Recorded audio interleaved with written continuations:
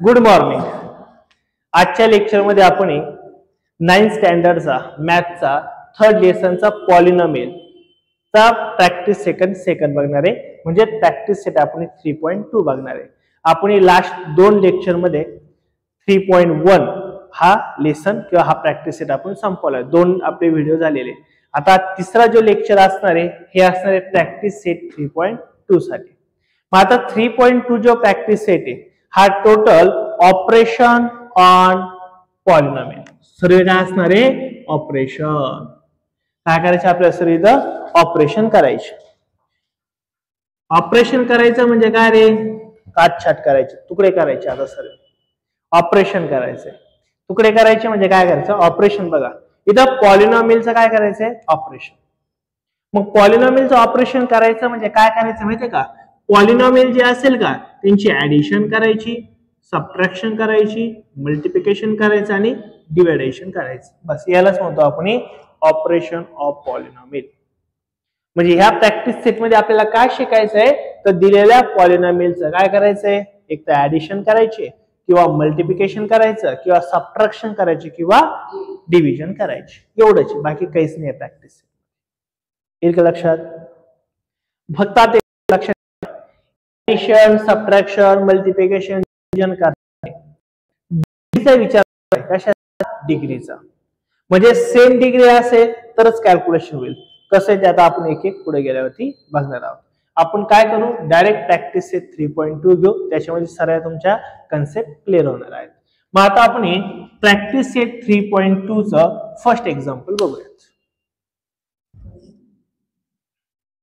मग आता बघा प्रॅक्टिस सेट 3.2 मध्ये जे फर्स्ट एक्झाम्पल आहे का हे बरंच मोठं लिहून दिलेले पण आन्सर मात्र एकदम छोटस आहे.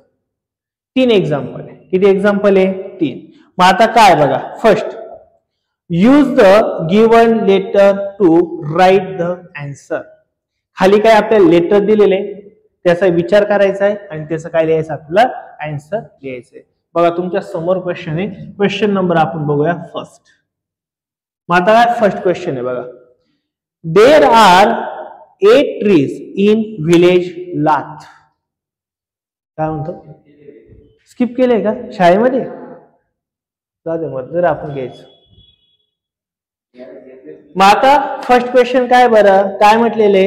There are 8 tree in village लाथ. एक लाथ नावाचं विलेज आहे. तिथे एकूण किती ट्री बरं सध्या? 8 ट्रीज आहे. बरोबर ना? किती ट्रीज आहे? 8. म्हणून आपण असं म्हणू शकतो ना number of trees in village लाथ. बरोबर ना? इज इक्वल टू काय कन्सिडर केलंय त्यांनी? ए. बरोबर, हे दिलेलं आहे. सेकंड काय म्हटलंय बघा. If the number of trees increase every year by B. बघा number of trees increase every year, every years. किती इन्क्रीज होऊ राहिले बरं? बी. दरवर्षी किती झाडं वाढत आहे? बी एवढे झाडं वाढतात. म्हणजे ते ए बी दिलंय. म्हणजे थोडक्यात एका गावामध्ये सपोज 10 ट्रीज आहे तर 10 च्या ऐवजी तर काय दिलंय? ए दिलाय. दरवर्षी त्या गावात 20 ट्रीज इन्क्रीज होऊ राहिले म्हणजे वाढतात ते, त्याच्या ऐवजी त्यांनी काय दिलं आपल्याला? बी दिलेला आहे. पुढे काय म्हटलंय बघा. There how many tree will there be after X year. Therefore, after X year, trees will be. X वर्षानंतर किती ट्री असले आपल्याला विचारलेलं आहे. हे समजण्याच्या आधी मी तुम्हाला एक गोष्ट सिंपल सांगतो. एक गाव आहे ह्या जगामध्ये, त्या गावाचं नाव आहे सिन्नर. कोणतं गाव आहे? सिन्नर. बरोबर ना? या सिन्नर मध्ये एकूण किती ट्री बरं सध्या? असं मी कन्सिडर केलं की 10 ट्रीज आहेत. किती ट्री? 10 आहेत. ओके. नेक्स्ट असं सांगितलं, ही पहिली कन्सेप्ट. किती झाड आहे सध्या? 10 झाड आहेत. सेकंड जर जसं इथं दिलं ना किती झाड आहे सध्या? ए. तसं मी इथं काय घेतलं? 10. Number of tree in increase every year. Sinnar मध्ये दरवर्षी 5 झाडं वाढतात. किती वाढतात हे? 5 ट्री इन एव्हरी इयर. प्रत्येक वर्षी किती झाडं वाढ राहिले? 5 झाडं वाढत आहे. आफ्टर एक्स इयर, तर 5 वर्षानंतर टोटल सिन्नर मध्ये किती झाडं असतील? किती असेल ते सांगतील का? मग काय करणार आहे? सध्या झाडं किती बरी? 3. दरवर्षी किती वाढतात आहे? 5. किती वर्ष वाढत आहे? 5. म्हणजे एका वर्षाला 5 येतं. 5 वर्षात किती वाढणार आहे रे? 25. पहिले किती होते रे? 10. आता काय होणार बघा, 10 अधिक किती होणार आहे? 5 गुणिले 5. 5 25 अधिक 10 35. म्हणजे टोटल झाडं किती वाढणार आहे रे? 35 होणार आहे. सेम इथं पण येणार आहे. सध्या झाडं किती आहे? ए. दरवर्षी किती वाढतात आहे? बी. आणि किती वर्षानंतर आहे? X वर्षानंतर. मग हे जे कॅल्क्युलेशन इथे येणार आहे विल बी. मग काय करायचं आहे?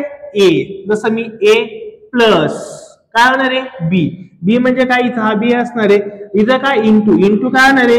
एक्स. एवढी झाडं वाढ आहे. संपलाय सर. हे काय इथं आपण तेच केलं ना. काय रे? नसतं म्हणजे मल्टिप्लायच असतं ना ऑलरेडी. नसतं म्हणजे काय असतं? मल्टिप्लायच. येईल का लक्षात? कळालं? पहिला क्वेश्चन झाला. सेकंड वाला काय रीड करू का? सेकंड काय बघा, क्वेश्चन नंबर आहे याच्यातला सब क्वेश्चन सेकंड. काय second question? For the period there are y student in each row and x such a row are formed, then how many students are there for the period in all? मग आता question काय बघा, मुलं काहीतरी असे प्रार्थनेसाठी, तुम्ही नाही का शाळेच्या बाहेर एक मोठं मैदान असतं, तिथं मुलं उभे राहतात परेड करण्यासाठी वगैरे, बरोबर. मग आता काय असतं त्याच्यामध्ये, मुलं अशी लाईनशीर उभे राहतात ना रे, बरोबर का नाही, अशी लाईनशीर उभे राहतात. मग एका लाईन मध्ये मी कन्सिडर केले किती स्टुडंट आहे बरं? 5. मग इथं सुद्धा किती असणार आहे? 5. इथं सुद्धा किती असणार आहे? 5. इथं सुद्धा किती असणार आहे? 5 आहे का. आणि एकूण रोज किती बरे या? 4. 1 2 3 4. मग मला सांगा टोटल नंबर ऑफ स्टुडंट किती असणार आहे? 20. का? कारण की एका कॉलम मध्ये किती रे? 5. आणि एकूण किती कॉलम आहे? 4 कॉलम आहे. मग या दोघांचं काय केलं असेल ते आपण मल्टिप्लिकेशन. सेम इथं पण तेच दिलेलं आहे. काय दिलंय बघा, काय म्हटलं इथं? y student in each row, number of students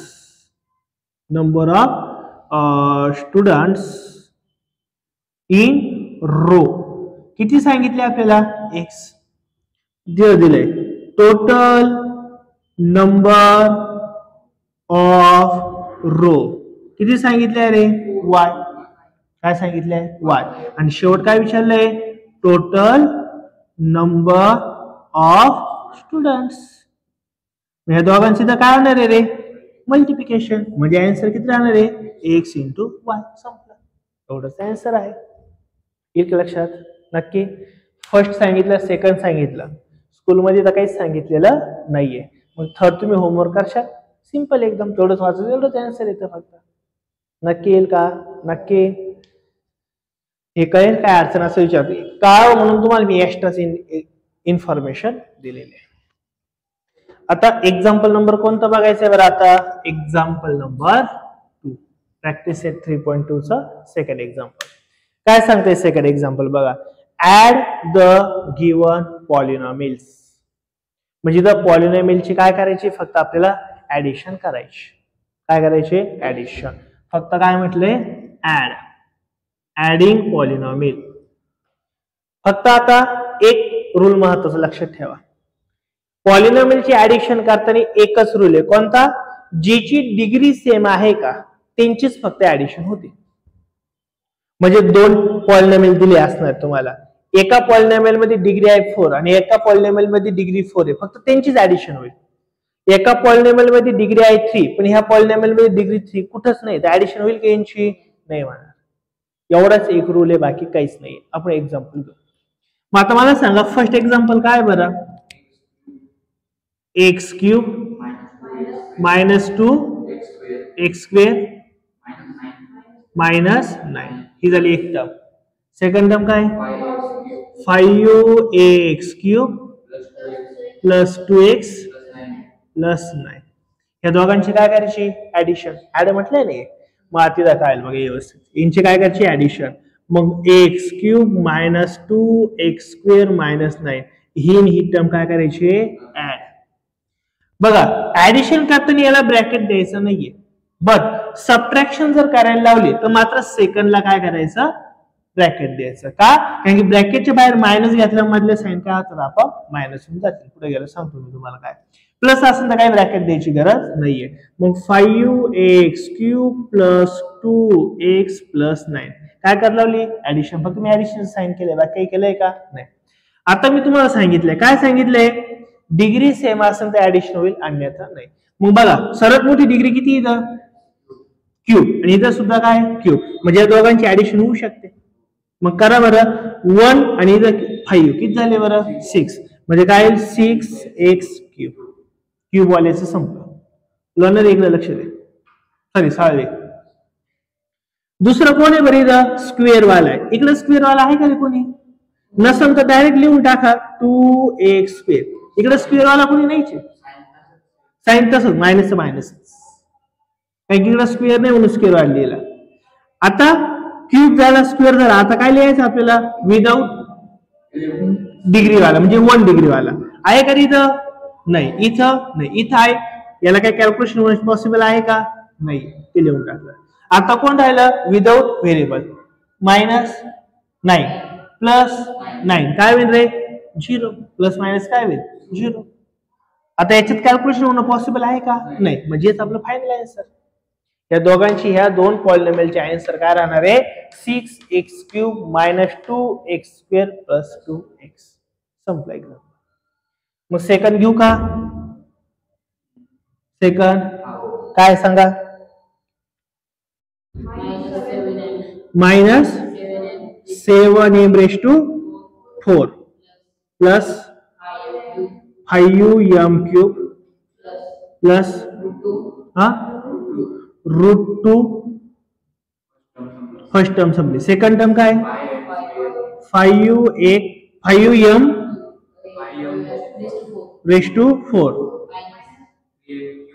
3m³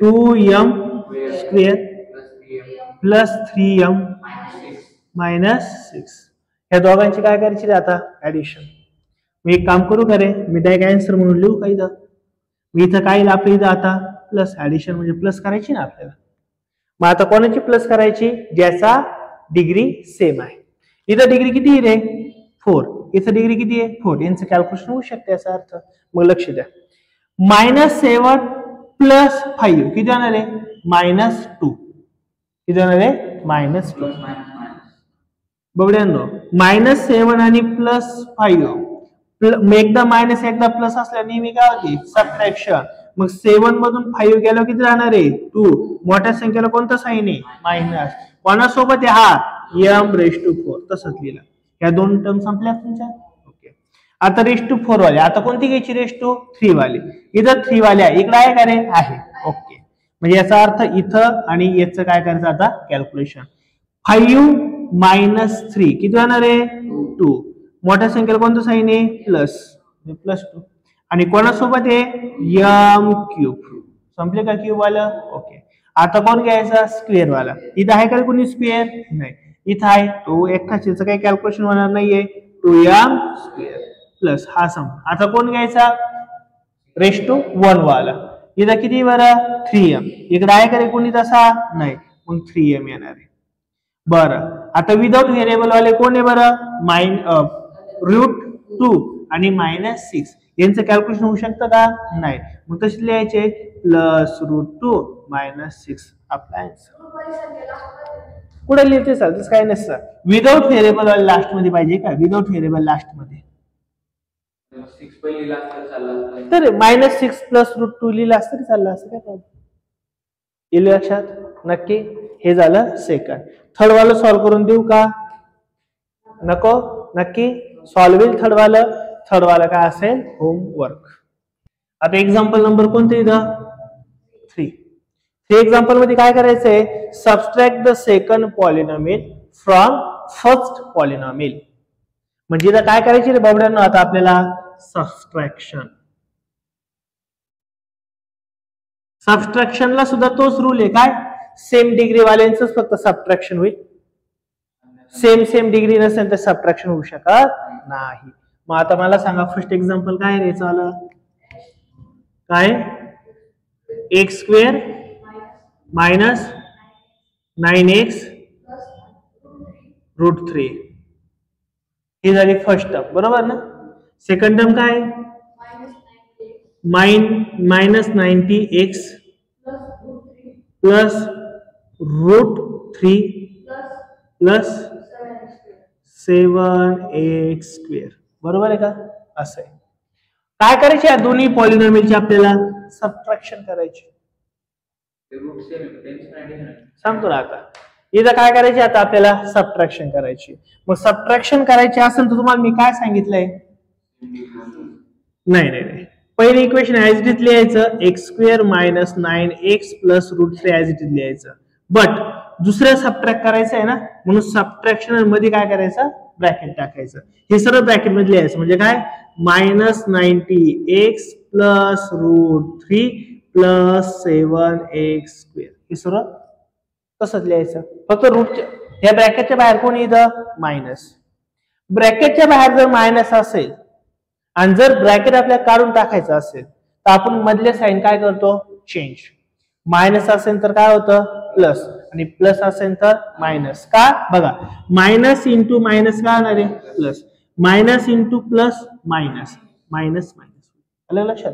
म्हणून काय होईल याला काही चेंज नाही होणार. X square minus 9x plus √3 as it is minus into minus काय होईल प्लस 90 मायनस इंटू प्लस काय नाही मायनस √3 मायनस 7x². आलं इथपर्यंत. आता काय करायचं आपल्याला स्क्वेअर वाले सोबत घ्या जे असेल ते. मग बघा इथं स्क्वेअरची टर्म आहे इथं स्क्वेअरची टर्म आहे. इथं नसतो म्हणजे कोण असतो रे 1. इथं कोण आहे -7. मग -7 मधून 1 गेला तर किती राहणार आहे -6x². संपली स्क्वेअर वाली टर्म. आता कोण घ्यायची बरं आपल्याला ज्याचा डिग्री 1 असते. बघा इथं डिग्री 1 आहे इथं पण डिग्री 1 आहे ना. हे जवळ येऊन घेतले तरी चालेल डायरेक्टली येते चालेल काही फरक पडत नाहीये. मग 19x मायनस 9x किती होणार आहे प्लस 10x. 19 मधून 9 गेल्यावर किती जाणार आहे 10 आणि x ची टर्म तशी ठेवली. या दोन संपल्या. आता कोण राहिलं रे √3 आणि √3 बट एक काय प्लस एक काय मग काय होतात रे कॅन्सल होऊन जातात. म्हणजे तुमचा आन्सर फक्त काय आलं -6x² plus 10x. This is final answer. येईल लक्षात नक्की. मग सेकंड एक्झाम्पल घेऊ का. सेकंड काय सांगा काय second 2ab² plus 3a²b minus 4ab ही झाली एक टर्म. सेकंड टर्म काय 3ab मायनस 8ab² प्लस आहे का प्लस 3a²b. पुढे रे पुढे 2a²b बरोबर ना. आलं लक्षात आहे कळालंय. आता यांची काय करायची आपल्याला सबट्रॅक्शन. मग सबट्रॅक्शन काय सांगितलंय सेकंड इक्वेशन कोणातून सबट्रॅक्ट करायचंय फर्स्ट मधून. मी इथं काय करू शकतो मी डायरेक्ट सबट्रॅक्शन आणि याला काय करू शकतो लक्षात येईल. मग काय होईल बघा एक स्टेप मी कमी केली पण तुम्ही तसं नका करू. इथं काय होईल 2ab² plus 3a²b minus 4ab आहे ऍज इट इज लिहिलं. फक्त आता काय होईल मायनस इंटू प्लस काय होणार आहे मायनस मध्ये जर मायनस असेल तर प्लस आणि प्लस असेल तर मायनस कारण की ब्रॅकेटच्या बाहेर कोण आहे minus. Minus 3ab plus 8ab² minus 2a²b. आलं लक्षात. आता काय काय करायचं सारखे व्हेरिएबल कोण आहे बघा इथं सारखे कोण आहे ab². इथं ab² आहे. अजून कुठे आहे का ab²? ab² बघा इथं आहे ना बरोबर ना. मग 2ab² प्लस 8ab² म्हणजे किती होणार आहे 10ab². ab² आले संपले. बरं इथं a²b आहे, अजून कुठे आहे का रे a²b? बघा इथं आहे. इथं किती बरं 3ab². इथं -2, 3 मधून 2 गेला किती राहणार आहे 1, आणि 1 म्हणजेच काय राहणार आहे a²b. 3 मधून 2 गेला म्हणजेच 1, 1 लिहिण्याची गरज नसते. कोणाचं होतं हे a²b चा, लिहून टाकला. आता कोण राहिलं रे आपलं, आता हा बघू आपण, फक्त ab वाला. इथं ab आहे आणि इथं पण ab आहे. बघा -4 -3 म्हणजे किती आहे -7, आणि कोणाचा हा ab. This is our final answer. अलग लक्षात. दोघांची काय केली सबट्रॅक्शन. इथं -4ab आणि इथं -3, -7 होऊन जाणार. येईल का लक्षात? काय डाऊट राहील का? थोडे हो की नाही? अरे काय म्हणता? आता क्वेश्चन नंबर कोणता बघायचा आपल्याला 4 वाला. काय करायचं रे 4? Multiply the given polynomial. म्हणजे आता काय करायचं आपल्याला मल्टिप्लिकेशन. काय करायचं आहे मल्टिप्लाय. एक लक्ष दे, सरळ बद्दल त्याला निवांत राहू दे. मल्टिप्लिकेशन करायचंय पॉलिनॉमियलचं. काय मल्टिप्लिकेशन. मग सांगा बरं फर्स्ट क्वेश्चन काय मला मल्टिप्लिकेशन करण्यासाठी.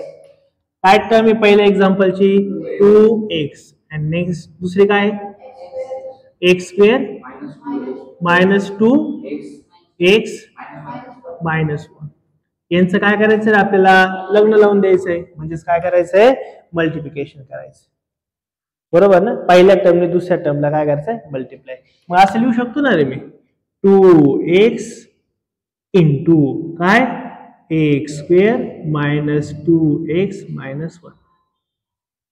बरोबर ना. आता लक्ष द्या इथं मल्टिप्लिकेशनला मात्र ऍडिशन आणि सबट्रॅक्शन सारखा रूल नाहीये.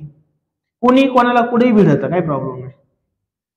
कुणी कोणाला कुठेही भिडत, काही थांबवायचं नाही. तुम्हाला जे वाटेल ते करा म्हणायचं, फक्त भिडा. फक्त एक गोष्ट लक्षात ठेवा, व्हेरिएबलचं व्हेरिएबल बरोबरच मल्टिप्लिकेशन करायचं आणि कोइफिशियंटचं कोइफिशियंट सोबतच मल्टिप्लिकेशन करायचं, बाकी नाही काय. मग मला सांगितलं कोइफिशियंट किती आहे आणि इथं किती आहे 1 नसतो म्हणजे 1. 2 1 जा 2 कोइफिशियंटचं मल्टिप्लिकेशन. आणि दुसरं काय व्हेरिएबलचं x इंटू x². इथं किती x आहे 2 आहे आणि हा किती आहे 1 म्हणजे किती झाले x³ झाले सर्वांचं मल्टिप्लिकेशन. इथं कोणतं साइन आहे मग इथं मायनस देऊन टाकायचं. पुन्हा कोइफिशियंटचं कोइफिशियंट सोबतच लग्न लावायचं. 2 2 जा 4 x इंटू x x². कोणतं साइन इथं मायनस. एकाने कोणालाही गुणलं का ते तेच येणार आहे. 2x 1 जा 2x झालं आपलं आन्सर. झालं सॉल्व. आलं का? नक्की का? एकदम काय डाऊट राहील का? नाही. सेकंड एक्झाम्पल घेऊ का? हो घेतो ना एक. सांगा सांगा कोणतं घेऊ?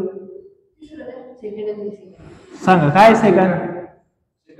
सेकंड घेऊ ना. बर x⁵ -1 आणि दुसरं कोण आहे x³ प्लस 2x² प्लस 2 फक्त 2. यांचं काय करायचं आता आपल्याला लग्न लावून द्यायचं. इथं किती टर्म होती रे 1. इथं किती टर्म आहे 2 टर्म्स आहे.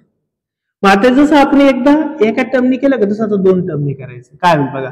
पहिल्यांदा कुणी मल्टिप्लाय करायचंय x² ने. आता पहिली गोष्ट स्टेप लिहून घ्या. कोणती? इथंच लिहितो वाटलंच तुम्ही. चालेल का रे? या दोघांचं काय करायचं आपल्याला मल्टिप्लिकेशन. बरोबर का नाही? बट आता काय करायचं बघा. ह्या एका टर्मनी टोटलला मल्टिप्लाय करायचं आणि नंतर ह्या एका टर्मनी टोटलला मल्टिप्लाय करायचं. जर 2 टर्म असेल तर एक टर्म होती 1 वेळेस कॅल्क्युलेशन, 2 टर्म 2 वेळेस कॅल्क्युलेशन, 3 असेल तर 3 वेळेस कॅल्क्युलेशन. ठीक लक्षात. मग आता काय होईल बघायचं. मग पहिलं आपण कशाने मल्टिप्लाय करू x⁵ ने. मग x⁵ याने कोणाला मल्टिप्लाय करायचं टोटल टर्मला. म्हणजे कोणती टर्म इथं x³ प्लस 2x² प्लस 2. आता कोण इथं -1 ने कोणाला मल्टिप्लाय करायचे टोटल टर्मला. मग टोटल टर्म कोणती आपली पुन्हा x³ + 2x² + 2. हे सर्व उद्योग करायचे आता आपल्याला. मग आता करा उद्योग काय काय. मग आता बघा x × x काय येणार आहे x. इथं किती फ्रेश टू आहे आणि इथं किती आहे इथं ऍडिशन करायचे असते. म्हणजे काय करायचं बघा इथं x किती आहे 5 इथं x किती बरं 3. यांचं मल्टिप्लिकेशन किती होणार आहे 8. रेश टू ची नेहमी ऍडिशन म्हणजे मल्टिप्लिकेशन असतं. इथं पण केलं तर बबड्यानं आठवतं का नसतो म्हणजे किती असतो 1 आणि हा 2 किती झाले 3. मग इथं किती आहे इथं किती आहे इथं किती जाणार आहे 8 झाले दोघांचं. आता कोणी इथं प्लस इथं व्हेरिएबल कोणता आहे 1 कोएफिशियंट कोणता आहे 1 1 × 2 किती येणार आहे 2.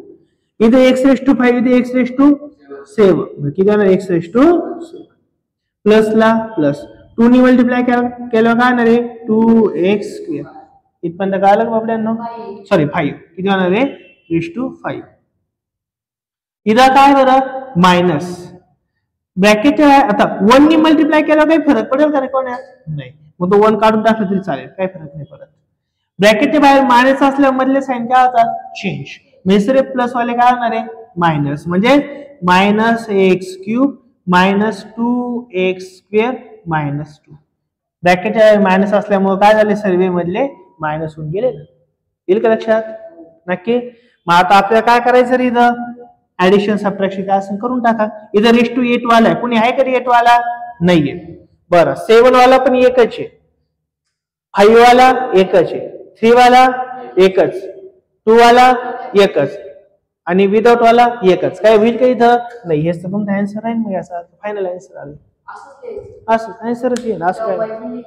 आता काय लिहायचं तर मग लिहिलं रे 8 7 5 5 3 2 असं लिहिते चालतं. मल्टिप्लिकेशन असेल ते तसं येईल का लक्षात नक्की शुअर एकदम. क्वेश्चन काय 5th वाला question divide the first polynomial by second polynomial and write the answer in the form of dividend is equal to divisor into quotient plus remainder. या फॉर्म मध्ये आपल्याला आन्सर लिहायचंय. मग आता काय सांगितलंय बरं फर्स्ट टर्मला कशाने डिवाइड करायचंय सेकंड टर्म. मग मला दोन्ही टर्म सांगा बरं काय फर्स्ट एक्झाम्पलच्या फर्स्ट x³ - 64 आणि सेकंड टर्म काय आहे x - 4. हे आपल्याला सॉल्व्ह करायचं. मग आता आपल्याला कोशंट डिवायडंट त्यानंतर रिमाइंडर हे काढण्यासाठी आपल्याला डायरेक्ट काय करायला लावले त्यांनी डिवाइड करायला लावले. जसं आपण ऍडिशन केली सबट्रॅक्शन केली मल्टिप्लिकेशन केलं तसं आता डायरेक्ट काय करायचं रे आपल्याला डिवायडेशन. पण डिवायडेशन करताना हा स्टँडर्ड फॉर्म असला पाहिजे. ज्याला डिवाइड करायचा का तो काय पाहिजे स्टँडर्ड फॉर्म. हा स्टँडर्ड फॉर्म आहे का रे नाही. स्टँडर्ड फॉर्म कसा असतो डिग्री 3 असल्या डिग्री काय पाहिजे 2 नंतर डिग्री 1 आणि नंतर व्हेरिएबल पाहिजे हा. पण असं आहे का हे नाहीये. मग आपल्याला काय करावं लागेल याचा स्टँडर्ड फॉर्म करावं लागेल. स्टँडर्ड फॉर्म ऑफ कोणाचा रे x³ - 64 चा. काय होईल तिथे स्टँडर्ड फॉर्म x⁻3. आता कोण पाहिजे बरं प्लस x⁻2 कोण पाहिजे 2. बट हा ही टर्म आहे का नाहीये नसल्यावर काय घ्यायचा 0. बर x⁻1 लिहिलं तरी चालतो नाही लिहिलं तरी चालतो पण आहे का रे याच्यात नाही म्हटलं काय करायचा 0 प्लस विदाउट व्हेरिएबलचे आहे का रे टर्म आहे म्हणजे किती असणार आहे 64. झाला स्टँडर्ड फॉर्म. बघा डिग्री 3 डिग्री 2 डिग्री 1 डिग्री 0 म्हणजे काहीच नाही. लक्षात आलं ना. मग याला डिवाइड करायचंय कोणी करायचंय x - 4 ने. मग आता करू का मी डायरेक्ट डिवायडेशन. मग डिवायडेशनला आपण असं लिहितो ना असं एक अर्धचंद्र काढतो अशी एक लाईन मारतो आणि ही लाईन मारल्यावर काय करायचं खाली मग नंबर लिहायचे. काय लिहिणार इथं कशाला डिवाइड करायचंय x³ + 0x² + 0x - 64 ला डिवाइड करायचं. कशाने करायचंय x - 4 ने करायचं. हे आपण 7 आणि 8 ला पण शिकलो आठवतं का पॉलिनोमियलचं डिवायडेशन नाही का तुम्ही लहान असाल बहुतेक. आता बघा काय इथं टर्म कोणती रे हे समजून घ्या. इथं टर्म कोणती आहे x इथं टर्म कोणती आहे x³ आहे. मग मला सांगा इथं आणि इथं टर्म सेम यावं लागते ना, तर त्यांची सबट्रॅक्शन काय होईल? 0. काय होणार आहे? 0. मग मला सांगा याला किती मल्टिप्लाय केल्यावरती एक्स क्यूब येईल बरं? X square. X square into x किती होणार आहे? X cube. लक्षात आलं की मी काय बोललो? पुन्हा सांगतो बघा. इथं एक्स क्यूब आहे आणि इथं काय बरं? एक्स. या एक्स ला कितीने मल्टिप्लाय केल्यावरती एक्स क्यूब येणार आहे? एक्स स्क्वेअरने. म्हणजेच काय करायचं आपल्याला? X square. हा स्क्वेअर इथं काय 1 म्हणजे 3 होईल ना. मग एक्स स्क्वेअर इंटू एक्स म्हणजे काय येणार आहे? X cube. बरोबर का? ओके. पण इथं अजून एक टर्म आहे ना, याला पण मल्टिप्लाय करावं लागेल ना. मग इथं कोणतं साईन आहे? मायनस, म्हणजे इथं पण मायनस येणार आहे. इकडे लक्ष द्या. एक्स स्क्वेअर इंटू 4 किती येणार आहे? 4x स्क्वेअर होईल. बरोबर का नाही? इथपर्यंत कळालं? ह्या एक्स स्क्वेअरने कोणाला मल्टिप्लाय केलं? 4 ने. 4 ला 4, एक्स स्क्वेअर एक्स स्क्वेअर. आणि डिवायडेशन करताना ह्या दोघांची नंतर काय होती? इथं सबट्रॅक्शन. बरोबर का नाही? मग इथं साइन चेंज होतं. प्लस असेल तर मायनस, मायनस असेल तर काय होतं? प्लस. नाही एवढंच. ह्या दोन टर्म तिथं पण दोनच टर्म आल्या पाहिजे. यांची काय करायची असते? सबट्रॅक्शन. मग सबट्रॅक्शनचा मिनिंग काय असतो रे? प्लस असेल तर मायनस आणि मायनस असेल तर प्लस. हे दोन साइन लिहिले. आता ही लिहायची गरज नाहीये, याचा विचार करायचा नाही. मग मला सांग कोणाचं? इथं साइन नव्हतं म्हणजेच प्लस आहे ना. प्लसचं काय झालं? मायनस. मायनसचं काय झालं? प्लस. काय की आपण काय करतोय? सबट्रॅक्शन. मला सांगा x cube minus x cube काय होणार आहे? 0. बर. 0 मध्ये प्लस 4 ऍड केलं किती होणार आहे? 4x स्क्वेअर करेल. बरोबर आहे का नाही? बर. केली नाही ऍडिशन. 0 मध्ये 4 ऍड केला 4 असेल. एक्स स्क्वेअरची नाही होत कधी ऍडिशन. ती तेवढीच तर राहते ना, आपण आधी शिकलो ना. बरं इथं किती टर्म आहे? 2. इथं किती आली? एक टर्मला कॅल्क्युलेशन होत नाही, म्हणून काय करायचं? वरतून एक टर्म घ्यायची. कोणती टर्म घेतली रे आपण? प्लस 0x घेऊन टाक. आता मला सांग, एक लक्ष द्या. इथं किती रे? एक्स स्क्वेअर आहे. इथं किती आहे? मग कशाने मल्टिप्लाय केल्यावरती होईल बरं? एक्स इंटू एक्स म्हणजे काय होणार आहे? X square. पण हे तरी जाईल का रे? नाही. इथं अजून कोण पाहिजे आपल्याला? 4. मग 4 ने पण मल्टिप्लाय करा. 4 इंटू 1 किती होणार आहे? 4. हे तिथं काय घ्यायचंय? प्लस. साइन नाही घ्यायचं म्हणजे प्लस घ्यायचं. ओके. पुढे इथं का? हा. इथं प्लस काय घेतलं मी? कारण इथं आपलं प्लस घ्यायचंय ना. जर इथं मायनस आला असतं तर मायनस ते प्लस झाला असतं, मग ते 8x स्क्वेअर झाला असता. म्हणून मी काय घेतलं? इथं प्लस. इथं प्लस घेतल्यामुळे तिथं आपण काय करू शकतो? मायनस करू शकतो. बरं, ह्या 4x ने फक्त यालाच मल्टिप्लाय केलं, अजून याला राहिलं ना. मग मला सांगा 4 इंटू 4 किती येणार आहे? 16. आणि एक्स इथं काय आहे की एक्स नाही, म्हणजे एक्स एक्स तसंच राहून जाणार आहे. कोणतं साईन इथं? मायनस. मग इथं सुद्धा काही मायनस, काही इनी याला मल्टिप्लाय केलं ना. प्लस इंटू मायनस काय होणार आहे? मायनस. इथपर्यंत कळालं? काय डाऊट राहील का? मेनची काय केली? सबट्रॅक्शन. सबट्रॅक्शनचा अर्थ काय असतो? प्लस वाला काय होईल आणि मायनस वाला काय होईल. मग आता याची काही गरज आहे का आपल्याला? नाही. मग मला सांगा 4x स्क्वेअर मायनस 4x काय होईल बरं? स्क्वेअर 0 होऊन जाईल. बरं, 0 मध्ये प्लस 16 ऍड केला तर काय राहणार आहे? 16x. कारण की 0 तशी व्हॅल्यू नाही ना. बरं, अजून एक राहिलाय. कोण राहिलं इथं? मायनस 64. मायनस आहे ना तो, म्हणून मायनस 64. अधिक लक्ष द्या. इथं कोण आहे रे? एक्स आहे. आणि इथं कोण आहे? एक्स आहे. मग एक्स ने मल्टिप्लाय करायची गरज आहे का इथं? नाही. पण इथं अजून एक्स्ट्रा कोण आहे? 16. मग आपण इथं काय करू? 16 ने मल्टिप्लाय करू ना. 16 इंटू एक्स किती होणार आहे? 16x. इथं मायनस आहे म्हणून इथं पण मायनस. 16 4 जा 64. आणि यांची काय करायची रे? पुन्हा सबट्रॅक्शन.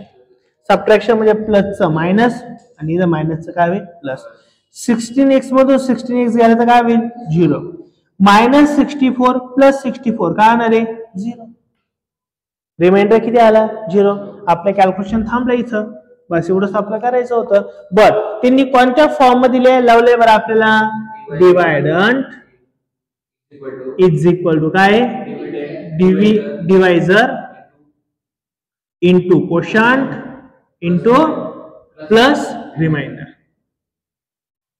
Plus remainder. बरोबर ना? बरं, हे कुठं असतं माहिती का तुम्हाला? नाही ना. बऱ्याच मुलांना ते माहित नाही. हे आपण पहिली दुसरीला शिकलेलं सांगतो मी तरी. त्यासाठी तुम्ही आता आयुष्यभर विसरणार नाही असं सांगतो. आपण डिवाइड भाग नेहमी असं करतो ना, एक दंडुके असतो लाईन मारून द्यायची. बरं, इथं कोण असतो रे? डिवायडंट. कोण असतो? डिवायडंट. म्हणजे बघा इथली टर्म म्हणजे कोण? ही डिवायडंट.